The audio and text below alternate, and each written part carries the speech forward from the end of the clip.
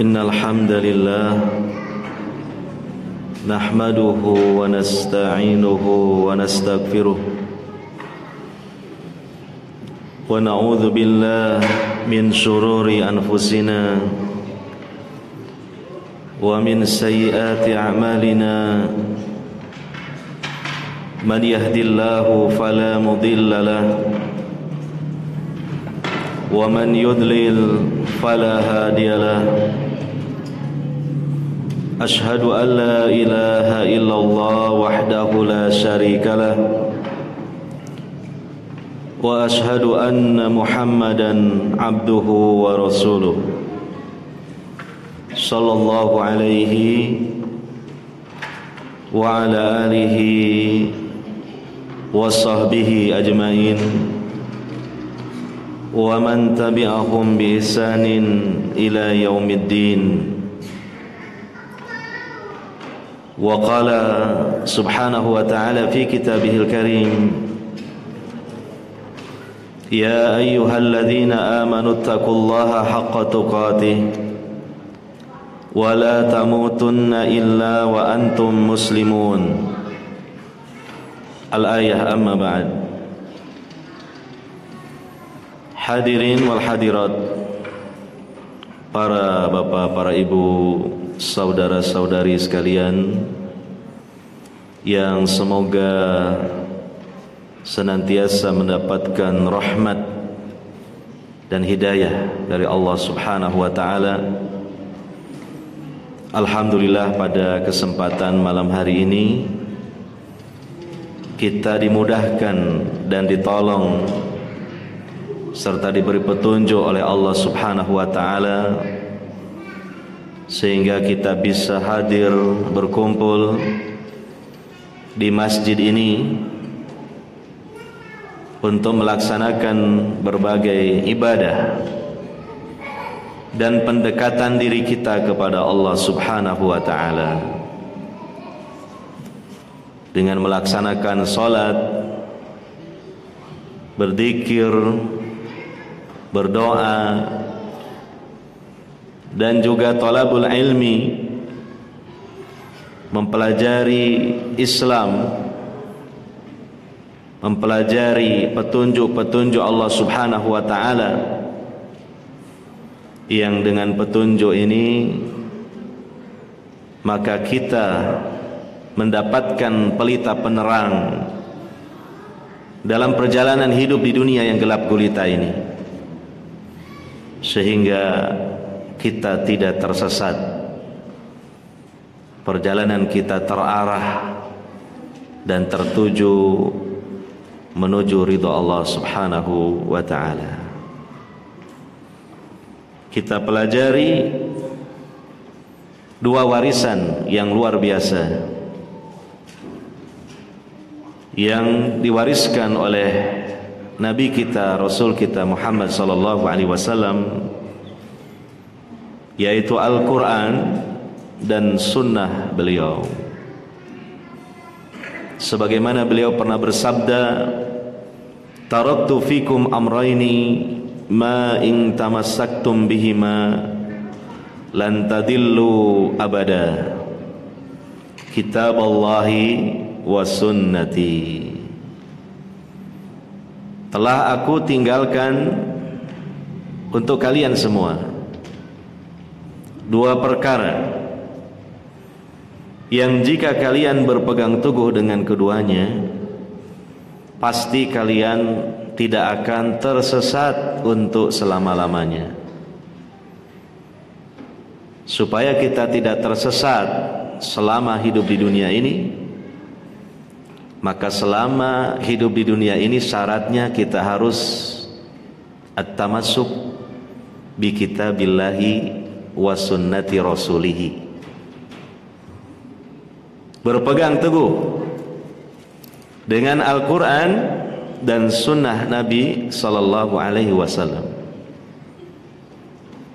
Yang dimaksud dengan berpegang teguh itu adalah pertama mempelajarinya dengan benar, dengan pemahaman yang benar terhadap Al-Quran dan sunnah Nabi sallallahu alaihi wasallam. Yang kedua adalah mengamalkannya dengan ikhlas.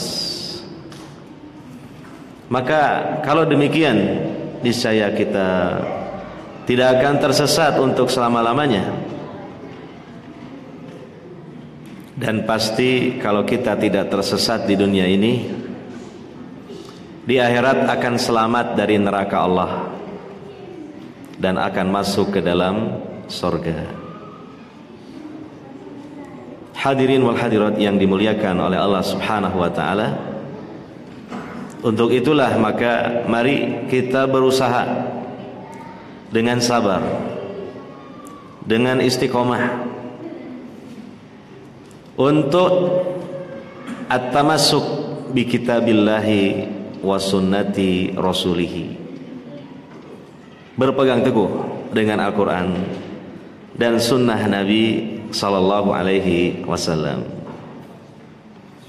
Bahkan supaya kita tetap bertahan dalam mempelajari keduanya, dalam mengamalkan keduanya, bahkan dalam mendakwahkan keduanya, kita berusaha untuk gembira dan menikmati, karena memang Al-Quran dan sunnah Nabi sallallahu alaihi wasallam itu merupakan menu-menu yang sangat bergizi untuk kebutuhan rohani kita. Hadirin wal hadirat yang dimuliakan oleh Allah Subhanahu wa taala, kita lanjutkan kajian kitab Riyadhus Shalihin, bab bayani kasrati turukil khair, penjelasan tentang banyaknya jalan-jalan kebaikan. Kebaikan-kebaikan itu kalau kita telah banyak mempelajarinya begitu luas, sehingga janganlah ketika satu pintu kebaikan yang akan kita datangi tertutup, kemudian kita kembali tidak memasuki pintu-pintu kebaikan yang lain.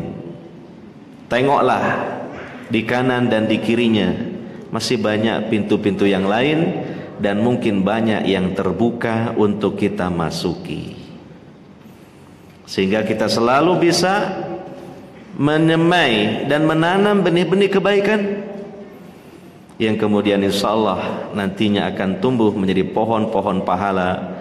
Kita akan tuai buah-buah pahala di akhirat. Sebagaimana disebutkan di dalam bab ini, hanya sebagian saja tentunya, bukan semuanya. Betapa luasnya dan betapa banyaknya jalan-jalan kebaikan itu, dan semuanya menjadi sebab Allah berikan rahmat untuk kita, dan dengan rahmat itu kita akan masuk ke dalam surganya.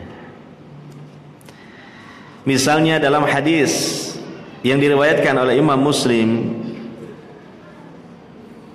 dari sahabat Abu Dzar, beliau mengatakan, qala Nabi sallallahu alaihi wasallam, bersabda Nabi sallallahu alaihi wasallam, uridat alayya a'malu ummati, ditampakkanlah kepadaku amal-amal umatku. Ini adalah salah satu keistimewaan, atau boleh kita katakan mukjizat Nabi sallallahu alaihi wasallam, bahwa Allah tampakkan kepada beliau berbagai macam amal-amal umatnya. Ya, tentu ini secara mutlak, umat yang sezaman dengan beliau ataupun umat di belakang beliau. Ini adalah bagian dari perkara gaib yang mana Allah tampakkan dan tunjukkan kepada Nabi kita Muhammad sallallahu alaihi wasallam. Sebagaimana Allah mengatakan dalam Al-Quran surah Al-Jin, alimul ghaibi fala yudhiru ala ghaibihi ahada illa man irtada mir rasul. Dialah Allah yang mengetahui perkara yang gaib, Di antara perkara yang gaib adalah segala kejadian, segala perbuatan, segala peristiwa yang terjadi di masa yang akan datang. Allah mengetahui segala-galanya. Bahkan Allah lah yang mentakdirkan semuanya. Maka tidaklah Allah menampakkannya, menunjukkannya kepada seorang pun juga, kecuali kepada seorang Rasul yang Allah ridhoi. Seorang Rasul yang Allah ridhoi. Di antaranya adalah Nabi kita Muhammad sallallahu alaihi wasallam. Allah tampakkan kepada beliau berbagai amal-amal umatnya, hasanuha wa sayyi'aha, amal-amal yang baik maupun amal-amal yang buruk. Ya. Fawajadtu, kemudian Nabi SAW mengatakan, maka aku menemukan fi mahasini a'maliha, di dalam amal-amal yang baik dari umatku ini, al-ada yumatu anitariq, adanya gangguan yang disingkirkan dari jalan. Ternyata ini jangan dianggap sepele, merupakan amal kebaikan yang jika dilakukan oleh seorang mukmin dengan ikhlas karena Allah akan mendatangkan pahala. Memang kita harus rajin dan tekun menabung pahala. Mulai dari amal-amal yang kecil kita lakukan kalau bisa. Ketika ada kemampuan, ketika ada kesempatan, kenapa tidak? Sebaiknya kita lakukan, jangan dilewatkan begitu saja. Umpamanya kita naik sepeda motor, ya. Ternyata di depan kita ini ada batu seukuran kepalan tangan. Nah, ini sebenarnya lahan kebaikan. Kalau kita ingat hadis ini, nah, kita berhenti, kita jagang sepeda motor kita, kemudian kita melangkah mendekati batu itu, kita ambil, kemudian diapain? Dibungkus. Buat apa dibungkus? Disingkirkan ke samping jalan. Karena Allah, karena ini adalah membahayakan. Bila nanti ada orang lewat, terutama berkendaraan sepeda motor, ya, kemudian tidak tahu melindas batu ini, tentu khawatir jatuh. Maka dengan pemikiran seperti itu, dia lakukan tadi, dia singkirkan batu itu. Dan mungkin ketika itu sepi jalanan, tidak ada orang lain yang melihatnya. Dia merasa Allah saja yang melihatnya dan karenanya melakukannya. Masya Allah, ini amalan yang ikhlas pada amalan yang baik yang disunnahkan oleh Nabi Sallallahu Alaihi Wasallam. Maka jangan kita remehkan itu. Nabi SAW mengatakan, la tahqiranna minal ma'rufi syai'a. Jangan engkau meremehkan kebaikan walaupun dianggap kecil, ya. Bisa jadi amal yang kita anggap kecil itu, itulah yang bernilai pahala. Karena biasanya amal kecil itu kurang tertarik untuk tidak ikhlas. Yang biasanya seorang manusia tertarik tidak ikhlas itu pada amalan-amalan yang kelihatannya hebat, pada amalan-amalan yang besar. Dia tertarik hatinya, artinya hawa nafsunya dan bisikan dari setan, melakukannya tidak ikhlas. Ingin dipuji, ingin disanjung, ingin terdaftar di mana-mana, kelihatan oleh orang banyak. Tapi kalau amalan yang kecil kan, siapa yang mau mengaguminya? Maka jangan diremehkan. Bisa jadi itulah yang justru bernilai pahala, yang diterima oleh Allah Subhanahu wa ta'ala. Ya, jadi kita berlatih beramal yang baik, mulai dari yang sederhana-sederhana seperti itu.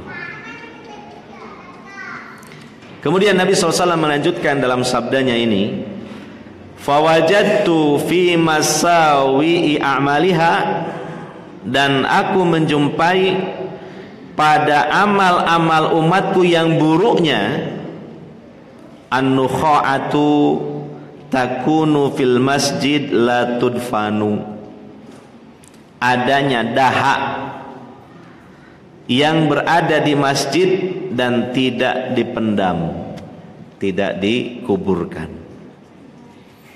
Iya.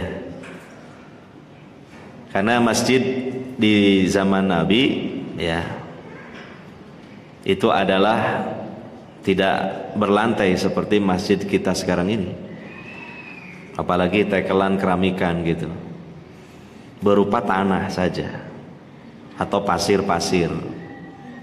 Maka seandainya pada zaman dulu itu ada orang meludah atau mengeluarkan dahak di dalam masjid, itu harus ditanam, artinya dikubur oleh tanah yang di masjid itu. Ya, ini adalah termasuk dari amal yang buruk. Ini adalah dosa, mengotori masjid dengan ludah, dengan dahak, dengan ingus, dan sebagainya. Ya. Hadirin wal hadirat yang dimuliakan oleh Allah Subhanahu wa taala.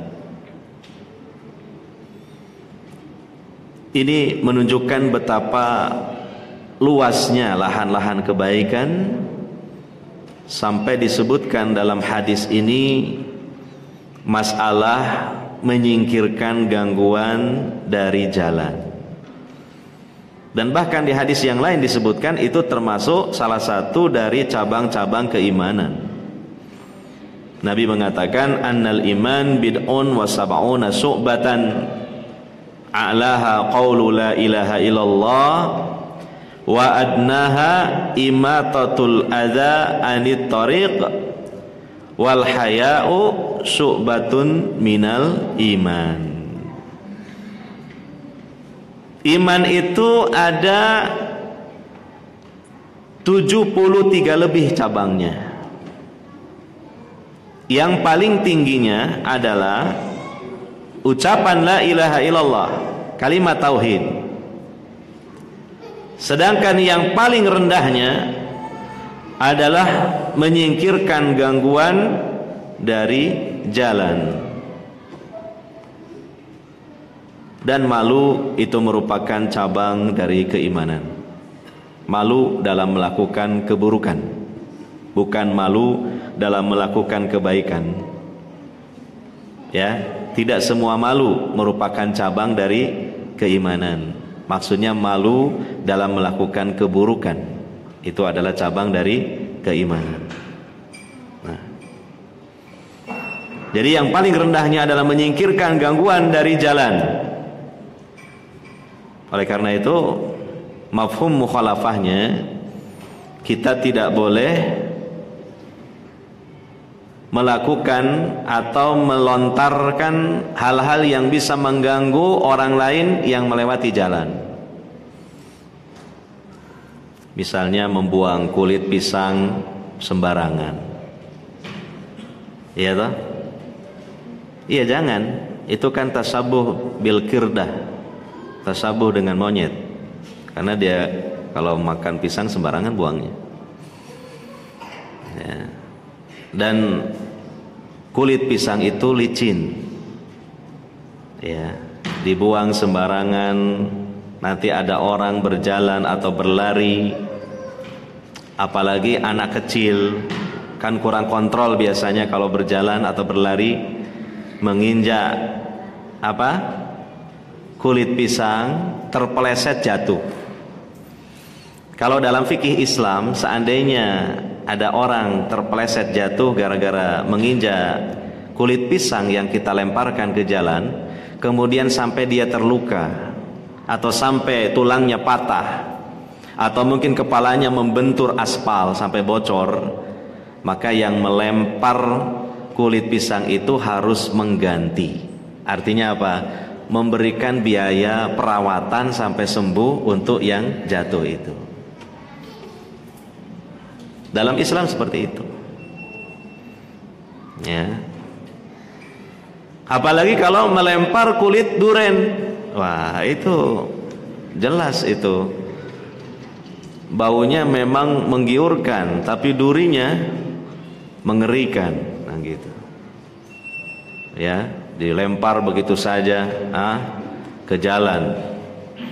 Kemudian ada orang jalan menginjaknya. Waduh, terluka. Ya. Atau mungkin ini yang mungkin sering terjadi. Rumahnya pinggir jalan, dia cuci mobil atau cuci sepeda motor, kemudian airnya dari cucian itu mengalir ke tengah jalan. Sama itu hukumnya. Mengganggu jalan umum. Sehingga orang itu merasa nggak nyaman ketika melewatinya, becek. Kadang bisa merembet. Air tergenang di jalan, di pinggir jalan sampai ke tengah jalan karena kita habis mencuci kendaraan kita. Kemudian ada orang lewat, baru mandi, pakai seragam untuk kerja, jalan kaki. Kemudian ada sepeda motor cukup banter melintas, persis dekat orang yang jalan tadi, menggilas air sehingga air itu moncrot. Apa bahasa Indonesianya moncrot itu? Menciprati, iya, menciprati orang yang tadi itu baru mandi pakai baju bersih, sampai akhirnya dia basah kuyup, ya sudah mandi pakai air bersih, diulang lagi dimandiin pakai air kotor, ya kan? Dia kecewa, dia jengkel, kadang marah. Tuh akibat dari mana awalnya? Awalnya kita yang mencuci kendaraan kita sampai airnya meluber, kemudian menggenangi jalan. Itu sama, itu namanya membuat gangguan di jalan. Makanya jadi orang soleh itu nggak gampang ternyata. Harus memiliki ilmu yang cukup, harus memiliki kepekaan yang tajam, harus memiliki kebijaksanaan, harus memiliki pengertian, harus memiliki orientasi jauh ke depan.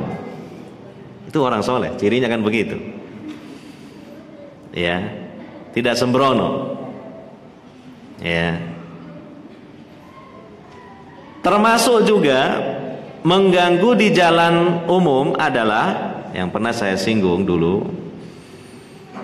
Kita memasang lampu kendaraan kita mengarah ke mukanya orang. Jadi lampu kita ini tidak tawadu, tapi sombong sedikit. Istilahnya begitu. Nyentrong ke mukanya orang. Setiap orang yang berpapasan dengan kita ya dari arah depan kita berlawanan arah, kesentrong mukanya. Tidak nyaman dia. Silau. Apalagi kalau orangnya itu berkacamata kayak saya gini, lebih silau lagi itu. Ini kan juga termasuk mengganggu di jalan. Jangan dikira itu tidak mengganggu. Maka jika kita tundukkan lampu kita, ya lebih tawadu, hanya dipencet switchnya saja kan gampang ya. Dipencet switchnya ke arah bawah dan ada tandanya juga jadi merunduk. Nah, niatkan ikhlas karena mengikuti sunnah Nabi, tidak ingin mengganggu saudaranya, dapat pahala itu. Ya, jadi begitu banyaknya amal-amal kebaikan ini. Ya, menyingkirkan gangguan dari jalan, termasuk gangguan yang kita temukan akibat orang lain ataupun kita sendiri tidak ingin mengganggu di jalan, itu sama saja kebaikan. Ya, dia mau cuci mobil atau sepeda motornya, dia perkirakan wah ini nanti airnya meluber ke jalan, saya usahakan jangan sampai meluber ke jalan. Itu namanya menyingkirkan gangguan dari jalan. Ya. Lah ini bernilai pahala, iya. Gitu. Makanya kalau kita itu ya bisa mengamalkan sunnah-sunnah Nabi itu, waduh, benar-benar kita tampil jadi seorang manusia yang menyenangkan orang lain, yang membuat orang lain itu simpati kepada kita. Ya, karena orang mukmin ini dia selalu ingin memberikan kebaikan dan manfaat kepada orang lain, dan dia khawatir kalau memunculkan atau mendatangkan mudarat untuk orang lain. Gitu. Jadi orang beriman itu bertingkat-tingkat. Ada orang beriman mungkin tidak sampai amalnya seperti itulah, agak sembarangan, sembrono gitu. Ada yang sampai tingkatannya seperti itu. Berarti keimanan seseorang itu kan memang bertingkat-tingkat itu. Dan tingkatan keimanan seseorang juga menentukan tingkatan derajat di akhirat. Karena surga itu sendiri pastilah akan dimasuki oleh orang-orang yang beriman. Surga sendiri itu kan bertingkat-tingkat. Berarti sesuai dengan tingkatan keimanan dan tingkatan amal soleh. Ya, seperti itu. Mungkin ada sebuah pertanyaan, apa sih untungnya kok ribet-ribet banget sampai segitunya diperhatiin, ya kan gitu pertanyaannya. Jawabannya itu tadi, keimanan seseorang itu bertingkat-tingkat, menentukan tingkatan derajat di akhirat, karena sorga itu pun bertingkat-tingkat. Ya terserah, semua dikembalikan kepada kita. Inilah nilai keikhlasan. Gitu. Tidak ada yang menilai dari manusia. Tidak perlu kemudian kita menunggu pujian dari manusia. Tidak perlu kita cemas kalau nanti keliru dicela oleh manusia. Itu bukan nilai keikhlasan. Nilai keikhlasan itu adalah karena Allah Subhanahu wa ta'ala, orientasinya adalah akhirat. Ya. Kemudian Nabi SAW tadi mengatakan, ditunjukkan oleh Allah Subhanahu wa ta'ala kepadaku di antara perbuatan yang buruk adalah ada orang meludah di masjid atau membuang dahak di masjid, kemudian dia tidak menguburnya. Itu kalau di masjid yang seperti zaman dulu. Adapun kalau masjid-masjid sekarang tentu tidak dikubur. Bagaimana caranya mengubur? Kalau masjid sekarang ini orang meludah di masjid, ya, karena mungkin dia mual, dia meludah saja di masjid. Dia mungkin sebelum meludah tolah-toleh dulu. Apalagi kalau ada marbutnya, wah ini jangan dulu meludah gitu. Ya, setelah kelihatannya orang nggak ada, dia meludah di masjid. Nah ini dosa. Karena masjid ini rumah Allah di muka bumi ini, wajib dimuliakan. Ya, dalam sunnah Nabi SAW perlakuan untuk masjid itu apa? Di antaranya apa? Dibersihkan dari hal-hal yang kotor, apalagi dari hal yang najis. Najis jelas lebih parah daripada yang kotor. Lah yang kotor mana dalilnya? Itu tadi, orang meludah di masjid, orang membuang dahak di masjid. Secara fikih, ludah dan dahak najis apa enggak? Enggak najis, tapi kan kotor, menjijikkan. Nah itu harus dihindarkan di masjid, harus dibersihkan masjid dari hal-hal yang kotor. Yang kedua, sebaiknya masjid dihindarkan dari bebauan yang tidak sedap. Ya, disunnahkan masjid diberi wewangian. Ya. Makanya orang yang mau berangkat ke masjid, terutama untuk sholat, dia harus membersihkan badannya atau pakaiannya dari bau-bau yang tidak sedap. Makanya makruh hukumnya seseorang memakan bawang, ya, bawang putih, bawang merah, bawang kucai. Sebelum dia berangkat ke masjid harus dibersihkan dulu. Kalau tidak dibersihkan mulutnya, dibawa ke masjid, sehingga orang-orang di sebelahnya menghirup bau yang kurang sedap. Nah, ini hukumnya adalah setidaknya makruh. Dalam hadis Nabi mengatakan, innal malaikah tata'adda bima yata'adda banu Adam. Sesungguhnya para malaikat merasa terganggu karena ada Bani Adam yang terganggu oleh yang lainnya. Ya. Jadi masjid itu harus diperlakukan seperti itu, dibersihkan, dikasih wewangian. Karena masjid itu rumah Allah, tempat yang khusus untuk ibadah. Ya, masa di masjid orang mau sholat, Allahu Akbar, terhirup bau pesing. Waduh, dari mana ini? Ya, orang begitu sujud, ya, ternyata dahinya kok terasa dingin. Begitu diraba ada upo nempel. Tahu upo? Nasi. Nah, itu mungkin ada jamaah makan-makan, tidak dibersihkan habis makan. Nah, itu nggak boleh itu.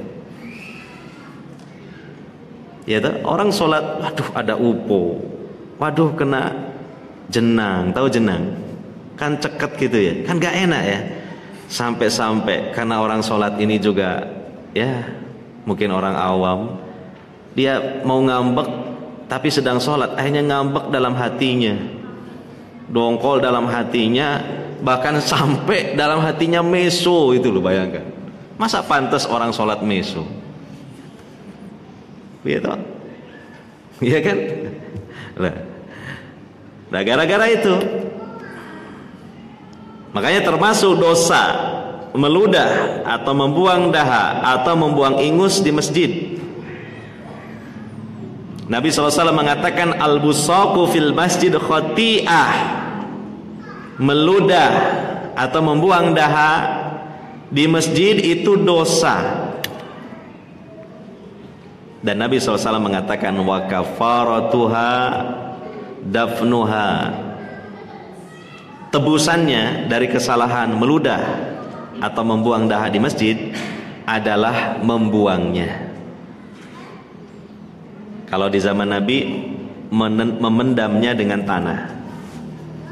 Kalau zaman sekarang meludah di lantai masjid tentu dipel atau diserbet pakai tisu kemudian dibuang keluar masjid. Selama orang yang sudah meludah itu dia tidak membuang ludahnya, walaupun bertaubat, nggak diterima itu taubatnya. Walaupun istighfar, nggak diterima istighfarnya. Karena apa? Kata Nabi, kafarohnya, tebusannya apa? Dafnuha, membuangnya. Itu. Jadi kita harus paham, kalau memang ternyata kita sudah terlanjur mengeluarkan daha atau meludah karena kita mual perut kita kok di masjid, ya sudah, itu tebusannya apa? Ambil ludahnya, pakai tisu atau pakai sapu tangan atau dilap, dipel sampai bersih kembali. Iya. Atau kalau seseorang misalnya mual, terpaksa ingin meludah, mendingan meludah di bajunya. Itu disarankan oleh para ulama, mending meludah di bajunya. Atau dia mengambil sapu tangan, dia meludah kemudian masukkan ke dalam sakunya. Pak, jijik Pak. Ya jijik, yang baju-bajunya sendiri aja kok. Ya, kalau dia pas sholat terutama ya, kan tidak mungkin membatalkan sholat padahal di mulutnya penuh dengan ludah karena dia sedang mual, munek-munek. Maka apa? Ludah saja di bajunya seperti ini, saya kasih contoh. Tapi ini peragaan, saya tidak mengeluarkan ludah ya. Di sini aja taruh. Nah, gitu. Atau mungkin di sininya. Nah, itu. Nanti selesai sholat dibersihkan bajunya. Baju-bajunya sendiri aja kok. Asal jangan baju orang lain. Pas sholat berjamaah jadi makmum. Wah, ini kok mual ludah nih. Tengok kanan ada tetangga, tengok kiri ada tetangga sebelah. Ini yang kiri ini orangnya memang rodok sabar. Kiai kebetulan pakai jubah, pakai jubah gitu. Bajunya sendiri, silakan, tidak apa-apa. Daripada dia meludah di lantai masjid, itu jelas kesalahan. Kalau meludah di bajunya tidak dianggap kesalahan, tidak dianggap dosa. Ya, seperti itu. Jadi jelas, meludah di masjid, membuang dahak, atau mungkin umbel, apa itu umbel? Ingus, iya. Atau apa saja yang kotor itu tidak boleh di masjid. Makanya di pojok situ kan ada tempat sampah itu ya. Nah, itu kalau orang habis minum aqua, ya sampahnya dibuang di tempat sampah. Nanti kalau dibuangnya sembarangan di masjid ini kan itu sama. Membuang sampah, membuang kotoran di masjid itu berdosa. Penghapusan dari dosanya, ambil sampah itu kemudian buang ke tempat yang semestinya. Itu. Masya Allah. Jadi Islam ini benar-benar mengajarkan ketertiban dan kedisiplinan yang sangat tinggi. Ya. Maka jika seorang mukmin, seorang mukminah disiplin melaksanakan sunnah-sunnah Nabi Sallallahu Alaihi Wasallam, maka akan terlihat pola hidupnya begitu menarik, begitu teratur, begitu tertib, begitu disiplin dan indah. Ya, nah ini. Hadirin wal hadirat yang dimuliakan oleh Allah Subhanahu Wa Taala, tentu yang menjadi syahid atau dalil dalam bab ini adalah Nabi ditunjukkan tentang amal yang baik, diantaranya adalah menyingkirkan gangguan dari jalan. Kita lanjutkan hadis yang berikutnya. Hadis yang diriwayatkan oleh Imam Muslim. Ya. Dari sahabat Abu Dar juga ini. Beliau mengatakan, menceritakan, anna nasan qalu, ada sekelompok orang berkata. Jadi mereka mendatangi Nabi sallallahu alaihi wasallam, kemudian mereka berkata, ya Rasulullah, wahai Rasulullah, dhahaba ahlud duthuri bil ujur.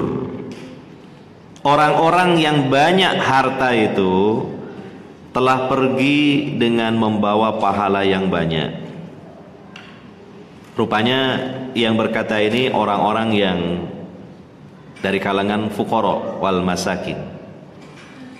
Mereka merasa iri terhadap orang-orang kaya.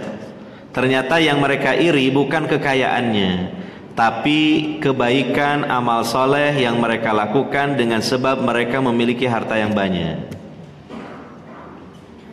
Bukan iri kekayaan. Kalau orang-orang kaya itu mereka bakhil dan tidak suka infak sedekah, mereka tidak iri. Yang mereka iri adalah orang-orang kaya itu rajin sedekah, infak, baik yang wajib maupun yang sunnah, sehingga mereka nampaknya memiliki pahala yang banyak. Itu. Kemudian yusalluna kama nusalli, mereka juga sholat sebagaimana kita sholat. Wa yasumun kama nasum, mereka berpuasa sebagaimana kami berpuasa. Wa yatasaddaquna bifuduli amwalihim, dan mereka bisa bersedekah dengan kelebihan harta mereka. Itu kami yang tidak bisa, sehingga kami merasa tertinggal dibanding mereka. Orang-orang sekarang jarang seperti itu ya, jarang. Yang diangkat-angkat adalah materi biasanya. Ya. Demo-demo kan kebanyakan pengen dinaikkan ya, materi. Ya. Kalau ini bukan demo ya istilahnya. Mereka mendatangi Nabi, mereka itu iri kepada orang-orang kaya yang rajin sedekah sementara mereka tidak bisa. Kemudian qala, Nabi mengatakan, awalaisa qad ja'ala lakum ma tasaddaquna bihi. Bukankah telah Allah jadikan untuk kalian ya amal-amal yang bernilai sedekah. Ja'ala lakum ma tasaddaquna bihi. Kalian pun bisa bersedekah dengan sesuatu itu. Artinya tidak harus dengan uang, ya. Tidak harus dengan harta. Nabi mengatakan, inna bi kulli tasbihatin sedekah. Sesungguhnya pada setiap kalimat tasbih itu sedekah, berpahala. Tidak harus mengeluarkan harta. Wa kullu takbiratin sedekah. Wa kulli takbiratin sedekah. Dan pada setiap takbir itu pun bernilai sedekah, pahala. Wa kulli tahmidatin sedekah, wa kulli tahlilatin sedekah. Wa amrun bil ma'rufi sedekah. Kan kita tidak harus menggunakan harta.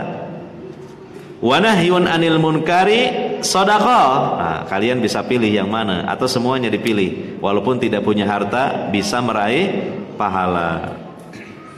Bahkan wa fi bud'i ahadikum sedekah.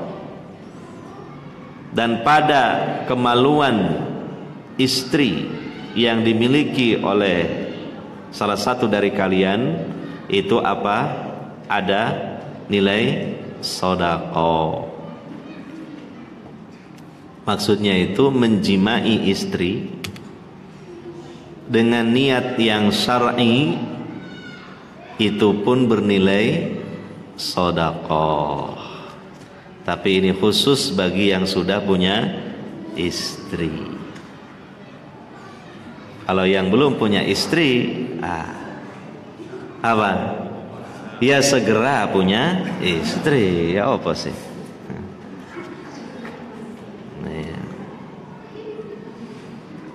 Nah, ini motivasi bagi yang belum punya istri. Tentu nggak bisa mengamalkan yang satu ini. Ya. Nah, Imam Nawawi rahimahullah ta'ala menjelaskan menjimai istri akan bernilai sedekah atau pahala karena ada niat-niat sebagai berikut. Pertama, niatnya menunaikan kewajiban dari Allah, yaitu memberikan hak nafkah batiniah untuk istri. Berarti kan dapat pahala. Iya.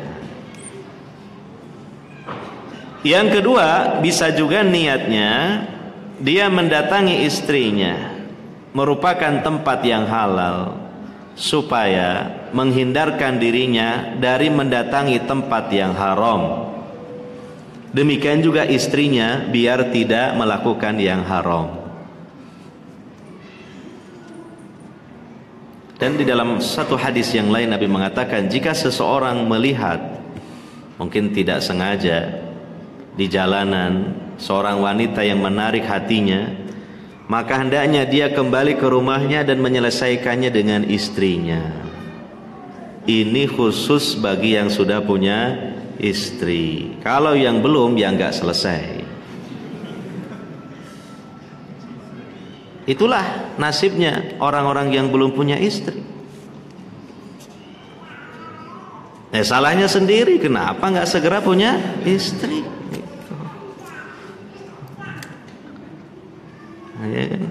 Nah, harus bermujahadah, bersungguh-sungguh supaya segera punya istri. Akhwat itu banyak, kalau satu kan ukhtun, kalau akhwat itu kan banyak. Iya. Yang belajar bahasa Arab tahu itu jama' muannas salim kan gitu.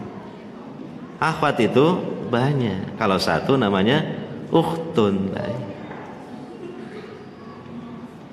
Yang ketiga, bernilai pahala, jimanya itu orientasinya, tujuannya sebagai upaya untuk mendapatkan keturunan, yang mana kalau sudah didapat, direncanakan, dicetak jadi hamba Allah yang soleh atau soleha. Nah, 3 niat ini setidaknya 1 harus ada, barulah jimanya itu bernilai sedekah, bernilai pahala. Kalau nggak ada niat itu sama sekali nggak dapat pahala. Ilmu yang bermanfaat silakan nanti dipraktekkan, tapi itu khusus bagi yang sudah punya istri.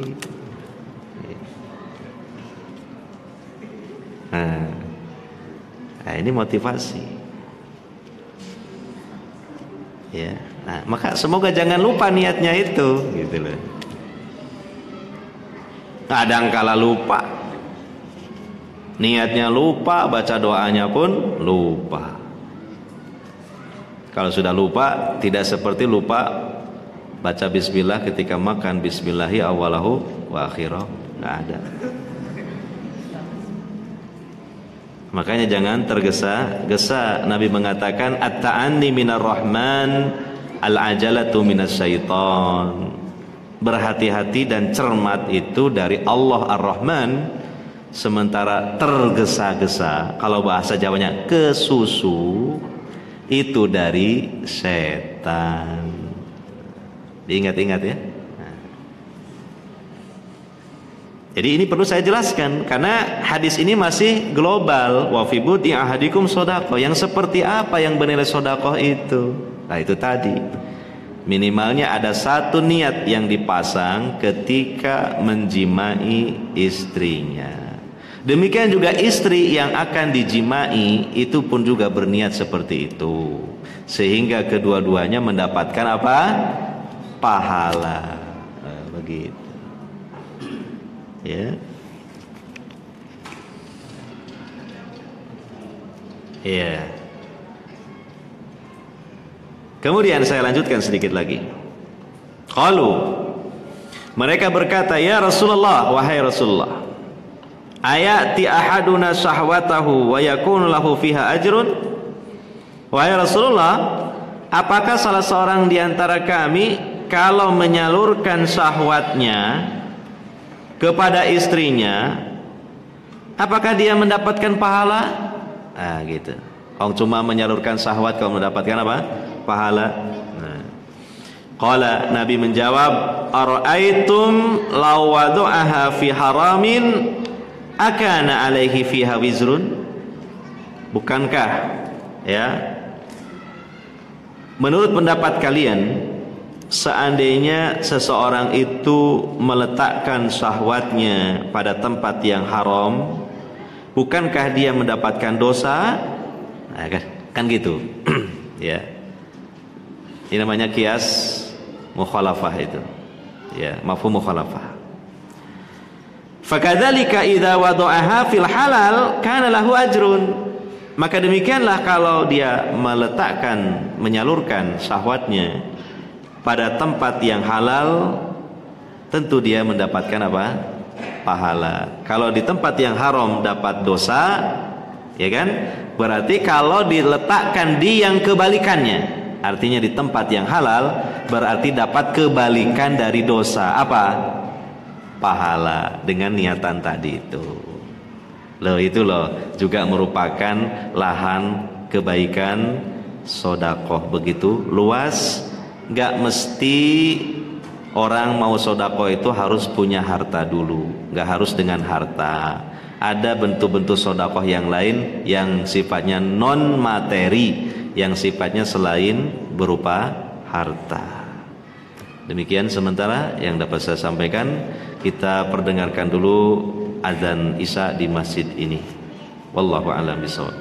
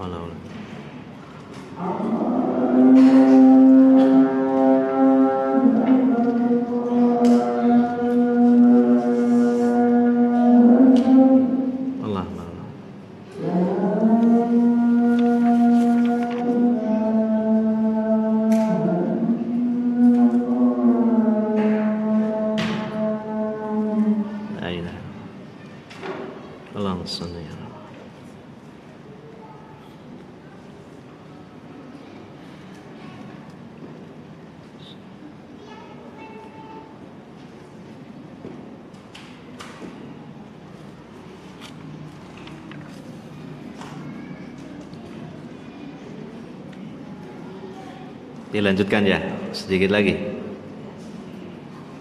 Ya, kan kalau ikhlas kan pahalanya bertambah daripada tidak dilanjutkan. Ya, ditambah pahala aku gak mau. Alhamdulillahirabbil alamin, wassalatu wassalamu ala nabiyina Muhammadin wa ala alihi washabbihi ajmain, amma ba'd. Ditambahkan untuk keterangan mengenai al-amru bil ma'ruf wan nahyu anil munkar, karena itu dinilai sedekah. Tetapi hendaknya kita harus memiliki bekal ilmu atau kaidah di dalam melakukan amar ma'ruf nahi munkar. Di antaranya yang pertama, seseorang yang akan beramar ma'ruf atau akan melarang dari yang mungkar itu harus punya ilmu bahwa perkara yang akan disampaikannya itu benar-benar ma'ruf dan perkara yang akan diingkarinya itu benar-benar perkara mungkar. Ya, jangan masih ragu-ragu atau belum paham. Ya, ingin menyampaikan tentang suatu amalan sunnah, dia sendiri masih bingung, belum yakin apakah ada dalilnya yang sahih. Ya jangan disampaikan. Ya, dia harus tamakun dulu, harus mantapkan dulu, dipelajari bahwa itu adalah memang ada dalilnya yang sahih, itu adalah amalan yang sunnah gitu. Ya, demikian juga perkara yang mungkar, yang akan diingkarinya itu benar-benar perkara yang mungkar menurut ilmu yang benar, jangan menurut perkiraan. Gitu loh. Oleh karena itu maka masalah nahi mungkar ini tidak sepantasnya diterapkan dalam perkara-perkara fikih ijtihadiyah yang di situ banyak pendapat. Ya. Tentang sesuatu ibadah, ada sebagian ulama menilai itu sunnah muakkadah, ada sebagian ulama menilai itu wajib. Maka dalam hal seperti ini tidak layak diterapkan nahi anil munkar ketika orang itu tidak melaksanakannya.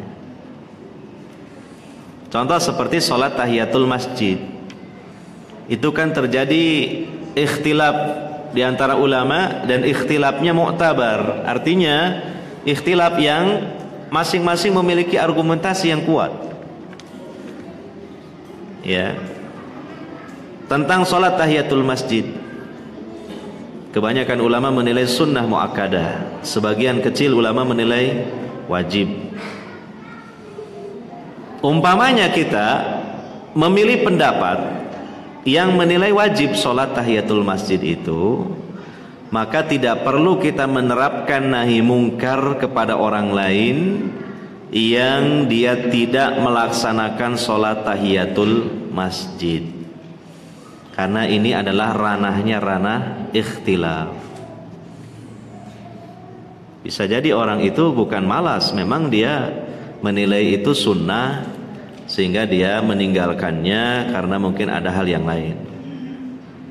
Ya, jangan kita ingkari sampai ngotot kemudian dikatakan kamu ini bermaksiat, meninggalkan perkara yang wajib.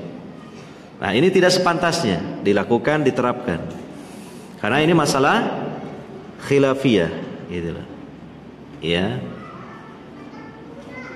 Tapi khilafiyah yang benar-benar khilafiyah yang muktabar, bukan khilafiyah menurut sebagian orang secara subjektif. Perkaranya sebenarnya itu antara sunnah dengan bid'ah, tapi yang melakukan bid'ah itu selalu saja beralasan ini masalah furu', ini masalah khilafiyah. Jadi juga itu perlu didudukkan permasalahannya. Tidak selalu permasalahan itu bukan khilafiyah, tidak selalu permasalahan itu juga khilafiyah. Jadi kembali kepada kaidah yang telah mapan di kalangan para ulama dan sesuai dengan dalil-dalil. Intinya, kesimpulannya, nahi mungkar itu terhadap sesuatu yang disepakati itu kemungkaran lah. Ya, sudah sangat jelas itu adalah kemungkaran menurut para ulama. Contohnya orang meludah di masjid, nah itu disepakati itu mungkar ya. Tidak ada khilaf di antara ulama itu. Maka kalau ada orang meludah di masjid diingkari, nahi mungkar. Artinya kalau dia mau meludah dicegah, kalau sudah terlanjur meludah ya dijelaskan kamu telah berbuat salah. Tebusannya kamu harus membersihkan tempat ini yang ada di masjid ini dari ludahmu. Nah itu.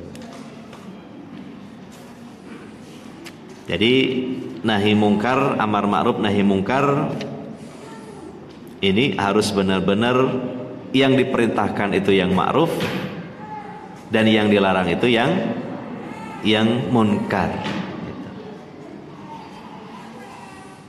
Yang kedua, ya,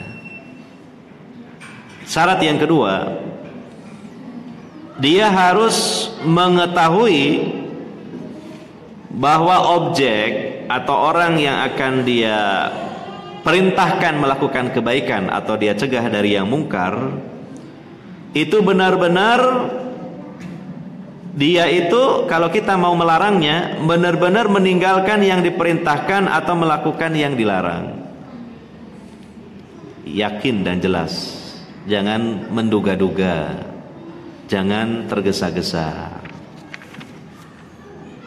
Contohnya ada seorang laki-laki membonceng perempuan naik sepeda motor. Langsung semangatnya kan muncul, girohnya beragama muncul, langsung kemudian mencegat orang ini. Kalau perlu pakai prit gitu ya, dicegat. Langsung kemudian diomongin, kamu ini tidak pantas sebagai lelaki dewasa membonceng perempuan dewasa seperti ini haram hukumnya. Orangnya bingung tolah-toleh, loh kok bisa dikatakan haram? Iya tidak boleh itu. Maka orang ini mengatakan, ini loh ibu saya gitu kan. Duh, gimana? Akhirnya malu gitu kan. Itu terlalu semangat menggebu-gebu, tapi tidak bijaksana. Harusnya ditanya dulu, siapa perempuan di belakang kamu yang kamu bonceng itu, gitu loh. Mungkin dia menjelaskan, ini anaknya paman saya, kan gitu ya, anaknya paman saya. Nah, boleh itu, haram karena bukan apa? Bukan mahram, betul nggak? Betul, tapi belum tepat. Lalu orang ini mengatakan, iya ini anak paman saya, tapi kan baru kemarin saya menikah dengan dia. Ayo, gimana? Makanya belum selesai, keterangannya belum selesai. Harus hati-hati orang. Jangan dengan modal semangat, kecemburuan yang tinggi, akhirnya membabi buta.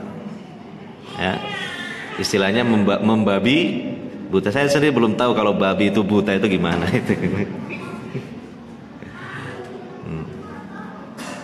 Iya. Dan masalah nahi mungkar ini nggak boleh kita itu tajassus, mengintel.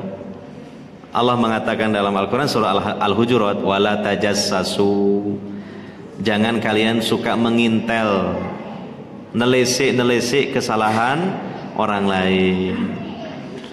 Kemungkaran yang diingkari itu pokoknya yang ada di depan mata kita, bukan kita kemudian menelusuri, menelisik, mencari-cari aib-aibnya orang lain sampai dia naik ondo, apa? Naik tangga ngintip loh, ya apa itu? Karena rumah tetangganya itu ada benteng, dia naik. Sedang apa ya si fulan ini? Kok terdengar suara-suara yang mencurigakan? Ternyata dia sedang ngasih makan bebeknya. Ya. Itu nggak boleh tajasus. Apa yang nampak itulah diingkari. Ya. Jangan suka nelisik kesalahan orang lain. Kurang kerjaan. Lebih baik menelisik aib dan kesalahan dirinya sendiri, itu lebih bermanfaat. Ya. Yang ketiga, bekal kaidah untuk yang melarang dari kemungkaran, ya, yaitu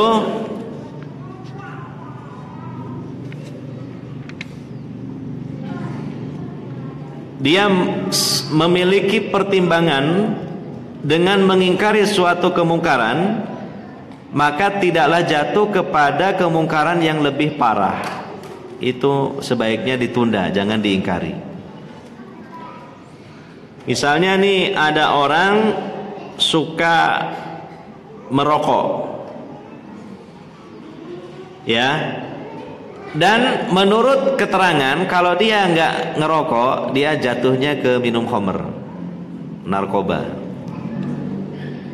Maka kalau kita tahu gelagat orang itu seperti itu, mending ditunda dulu, jangan diingkari merokoknya.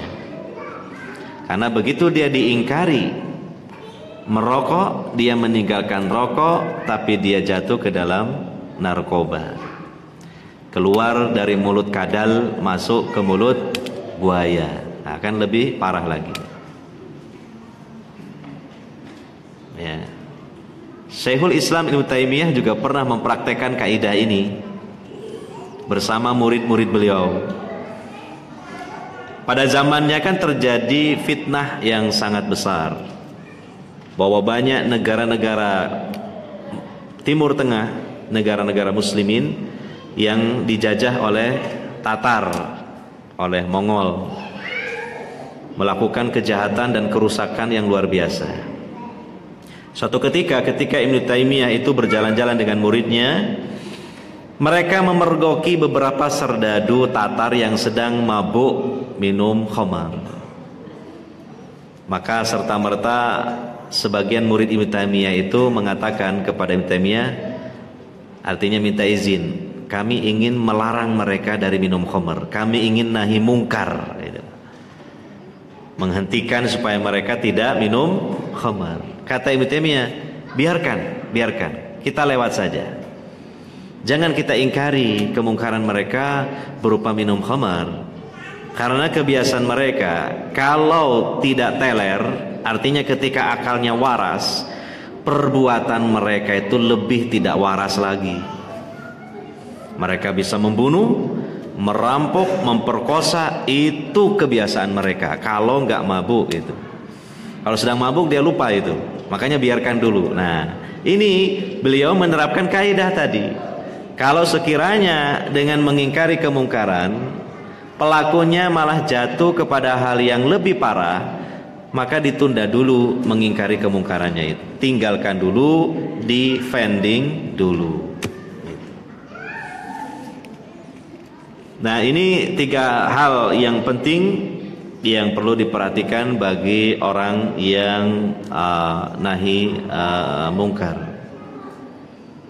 Seperti kita mengingkari anak kita suka nonton TV, tapi kebiasaannya kalau nanti dilarang dari nonton TV, dia akan nonton TV di rumah tetangganya. Kan lebih parah lagi, kita tidak bisa mengontrolnya dan mengganggu tetangganya. Ya wes pak, aku gak boleh nonton TV nang omah. Ya wes aku nonton nang tonggo loh, gitu ngancame. Kalau memang itu tidak bisa dicegah, mendingan dibiarkan dulu, nanti ada saatnya kita ngomong lagi. Karena ancamannya seperti itu.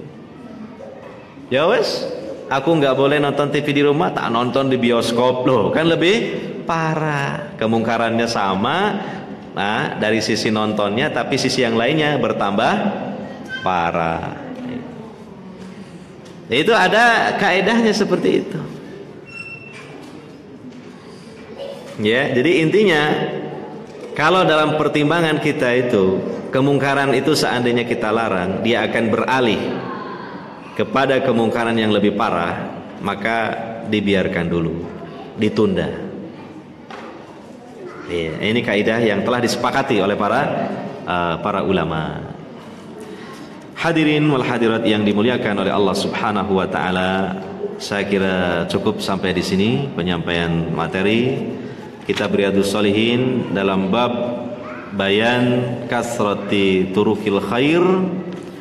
Ya, 2 hadis, insyaallah itu hadis yang mudah sekali untuk kita pahami. Ya, kesimpulannya bahwa begitu luasnya lahan-lahan kebaikan, lahan-lahan untuk kita mendapatkan pahala, sehingga tidak ada suatu muskilah atau kesulitan jika misalnya seseorang itu tertutup dari satu kebaikan, lalu seolah-olah semua pintu kebaikan itu tertutup. Tidak demikian. Ya, bahkan berzikir dengan lisan, mengucapkan tasbih, tahmid, takbir, tahlil, itu adalah amalan yang ringan.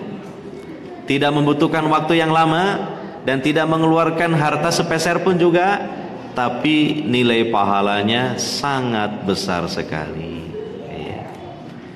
Demikian, mohon maaf atas segala kekurangan. Ada yang bertanya apa tidak ini? Ya, ini sebaiknya ada sesi pertanyaan apa enggak? Karena sudah malam. Ya. Apa? Langsung komat. Iya. Nah. Iya, enggak ada pertanyaan lah. Satu aja. Satu ya. Ya, satu. Satu pertanyaan, jangan 2, 3. Yang pending nahi mungkar itu batasannya sampai kapan? Contohnya seperti tadi yang nonton TV, nah jangan nonton TV. Taruh. Ya wes aku tak nonton anak tetangga. Lu jangan, nonton TV aja gak apa-apa. Masa kayak gitu? Itu batasannya sampai kapan? Boleh. Ya, kita tidak nahi mungkar itu. Jangan mengatakan pas nonton TV tidak apa-apa, jangan gitu. Akhirnya dianggap nonton TV itu nggak apa-apa gitu loh jadinya. Maksudnya dibiarkan dulu, karena dia mengancam atau dia jelas gelagatnya itu kalau dia nggak nonton di rumah sendiri, dia nonton di rumah tetangganya. Dan yang masuk nonton TV di sini kan mungkin nonton yang ya film-film yang nggak bener lah, terus buang-buang waktu. Kalau nonton TV misalnya, TV dakwah kan itu perkara yang ma'ruf itu. Ya, ini perlu saya jelaskan. Nah, bisa tanya ke orang yang di samping kiri antum itu. Nah, itu. Jadi enggak semua tayangan TV itu mungkar ya, justru ma'ruf. Ada acara anak-anak muslim soleha, soleha, nah, itu mendidik dan menambah pengetahuan gitu. Jadi maksudnya yang mungkar-mungkar dari tontonan itu. Terus batasannya sampai kapan? Iya kan kita memantau terus perkembangan anak kita. Ya.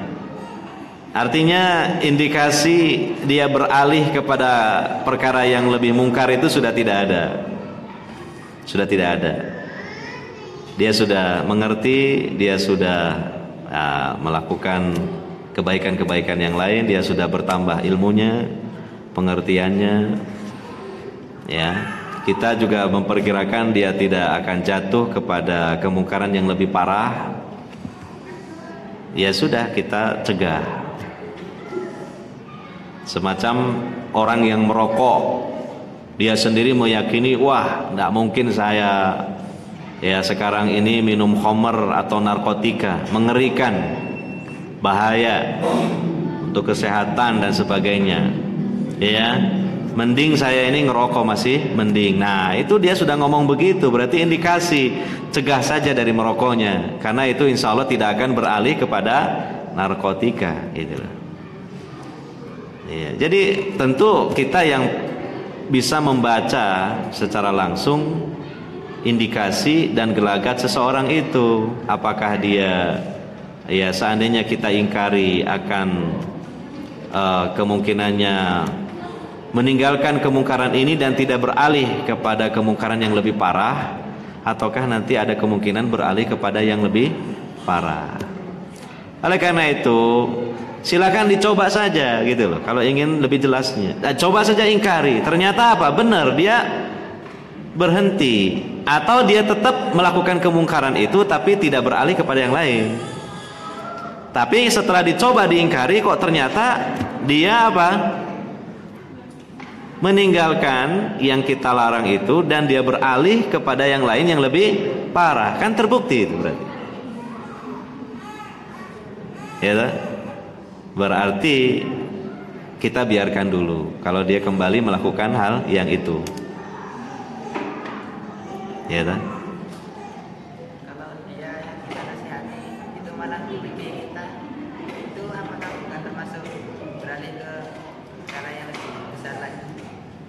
Tadi kan saya bilang pertanyaan cuma satu, ini dua jadi. Ya nggak apa-apalah. Gimana? Ya misalkan yang kita nasihati itu malah kita soal itu bukan malah termasuk dia terjatuh kepada dosa yang lebih besar lagi. Oh, menganggap kita sok alim gitu. Kata siapa itu dosanya lebih besar dari kemungkarannya? Enggak lah. Kalau dia menganggap kita sok alim itu tidak sebesar dosa atau tidak semungkar kemungkaran yang sedang dia lakukan. Sok alim itu bukan dosa yang sebesar kemungkaran yang dia lakukan. Mengatakan sok alim gitu aja kan wajar lah. Orang yang awam, orang yang mungkin perlu banyak diberi nasihat, ya wajar kalau ada pemberontakan seperti itu. Iya, bukan kemungkaran yang lebih besar itu seperti itu. Kesalahan biasa, mengatakan sok alim biasa. Ya, ini saja yang dapat kita bahas. Kita akhiri dengan doa kafaratul majlis. Subhanakallahumma wa bihamdika asyhadu alla ilaha illa anta astaghfiruka wa atubu ilaik. Wassallallahu ala nabiyyina Muhammadin wa ala alihi wa sahbihi ajmain. Wassalamu alaikum warahmatullahi wabarakatuh.